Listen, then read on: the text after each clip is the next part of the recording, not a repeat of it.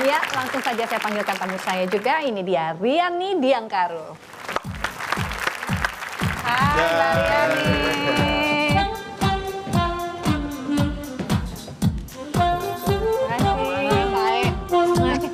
Wih, buluk super glad.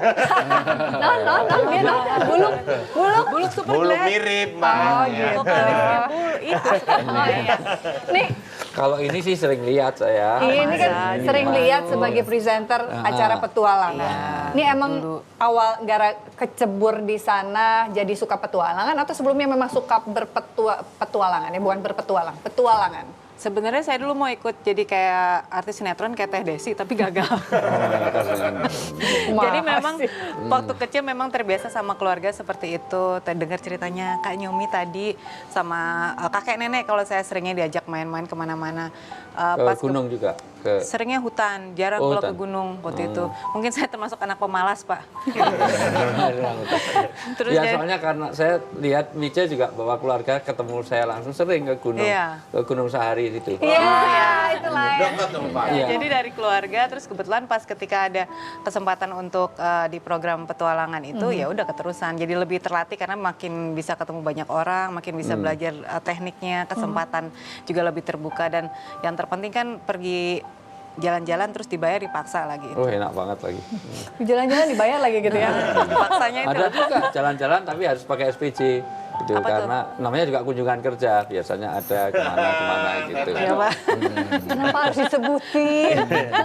Tapi Mbak Riani sendiri yang sudah pengalaman kemana-mana nih, laut, gunung, hutan segala macam. Yang paling menarik hati yang kayaknya saya Paling mencintai berkesan, ini paling- nih, berkesan banget. Sebenarnya justru itu yang menarik ketika dulu kan awal-awal seneng mengkotak-kotakan gitu, seneng naik gunung, Iya, seneng iya. trekking, Laut, iya. seneng terus laut, terus seperti itu. Tapi akhirnya sekarang kita berjalan ya berjalan aja kemana aja tuh nggak masalah destinasinya. Kadang-kadang ada yang bilang oh berarti itu masalah sama siapa jalannya. Tapi kalau saya pikir sekarang masalah apa sih yang kita bisa dapetin dari sebuah perjalanan. Nah, Gitu. tadi dibilang apa yang didapat dari setiap destinasi. Sudah mendapatkan apa aja? Destinasi paling banyak itu saya melihat banyak sekali kejadian-kejadian yang membuat kita memahami bahwa segala sesuatu itu butuh proses. Oke. Itu kan kadang-kadang kita kan kecenderungannya apa-apa mau buru-buru gitu ya. Mau cepat ngetop, mau cepat lulus segala macam gitu. Tapi kita nggak sadar bahwa ada proses yang sedikit demi sedikit sadar atau tidak sadar memang harus kita jalanin. Dan saya ngerasa ketika dalam perjalanan itu yang saya lihat gitu. Dan itu yang saya alami dan saya rasakan. Ketika berdekatan dengan alam, hal apa juga yang didapat oleh seorang Riani? Saya rasa kita ini diciptakan sederhana.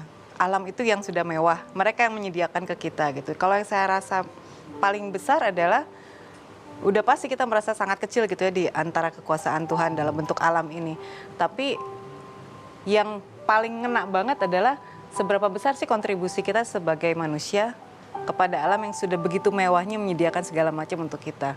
Oke. Gitu. Itu sih yang mengalami satu experience yang paling atau ngadepi kondisi ekstrim atau malah sakit hati ini kok dirusak oleh apa gitu.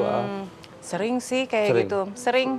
Yang paling terakhir itu pernah ketemu sama seseorang yang cerita bahwa dia sering traveling gitu. Tapi ketika sampai di alam, ketika ada ya tindakan paling gampang lah, ada sampah depan Ya. muka. Kadang-kadang kan kita jadi kesel ya nyinyir.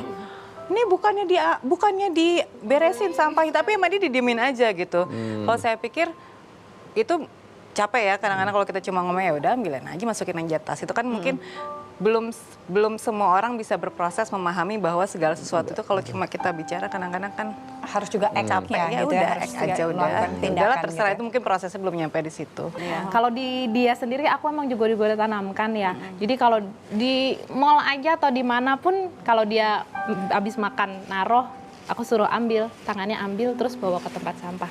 Jadi emang kita harus biasakan dari Iya. sekecil ini. Oke. Karena kalau nggak gitu kapan lagi akan tambah rusak lingkungan kita. Duit gitu ya. Kantong. Masuk kantong. Dibedain ya. Itu kamu. Itu dilakukan juga mantan rektor saya yang sudah almarhum, Pak Profesor Dr. Kusnadi Harjo Sumantri yang Allah yarham mudah-mudahan husnul khotimah. Dia Amin, memang pakar hukum lingkungan dan dia mempraktekkan bagaimana bungkus permen yang dibuang di tempat di depannya sendiri, padahal ini mahasiswanya diambil dan dimasukkan saku. Bahkan berapa kali ngejar mobil, yang mobil itu buang Iya, buang sampah sembarangan tuh, bukan buang kaca, sampah. Itu apa, botol minuman, Oh iya, botol itu minuman. soft drink dibuang, dikejar. Ternyata apa? Itu pegawai apa? Salah satu pegawai di UGM. Itu jadi salah pegawai di Malu Gajah Mada banget dong. dikejar sampai mobilnya dipepetin dan suruh Buang pada diserahkan tempat. pada Oh. tempatnya. Dan itu menjadi sangat sayang, usianya tidak terlalu lama karena kecelakaan Garuda itu. Tapi saya inspirasi yang luar biasa bahwa memang sebenarnya 5 hal yang harus didapatkan ketika seperti Mbak Rianti mau kemana saja, itu harus 5 hal didapatkan. 1, harus bertambah ilmu. Waziyadatun ilm. Setiap bepergian itu harus nambah ilmu pada diri kita. Oke. Ini yang pertama. Kemanapun perginya, ya? Kemanapun pergi. Mau ke gunung, harus ada ilmu. Ilmu yang memberi manfaat, bukan untuk diri kita, tapi juga untuk semuanya. Makanya bagus, sudah dapat uang, memberikan di syuting, luar biasa loh. Saya Bantuin dulu bersihin lingkungan, ya. Dulu saya pengen jadi presenter itu, tapi nggak bisa, terus saya berikan semuanya. Yang kedua, wasohibing karim, harus bertambah persaudaraan. Jadi memang harus tambah perkenalan. Dan itu indah sekali kalau kita punya banyak teman di semua Kayak tadi Mbak Nyomi ya, tadinya Iya. cuma berdua, bertiga, berempat, malah jadi bersepuluh gitu ya, karena ketemu. Sekarang mau kemana aja mungkin ada kenalan di Iya. sana, kenalan sini Sudah gitu. ada yang ngajak ke sini dong, semua seluruh Indonesia udah ngajak. Indah sekali itu. Iya. Ngajak nikah ada? Itu off the record, Wi. Itu off the record, Wi. Bukan. Ini baru Ini membuktikan aku bahwa mewakili saya Teh. siap untuk menghadapi rintangan apapun Iya. yang baru mau Nanti kalau mau dibukti. nikah lagi ada masalah lagi kan mesti kuat ya. Itu, Wi. Aku tuh mewakili dirimu.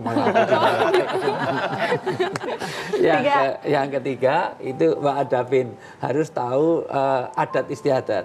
Penting karena masing-masing tempat itu saya pikir Pak Yani punya pengalaman di mana tradisi adat istiadat kita berbeda dengan yang kita kunjungi. Dan itu kalau nggak ngerti juga ada satu yang tidak match gitu. Jangankan itu, kadang-kadang kita itu ritual tertentu yang harus dilalui kalau masuk di satu tempat harus ada kayak inisiasi gitu.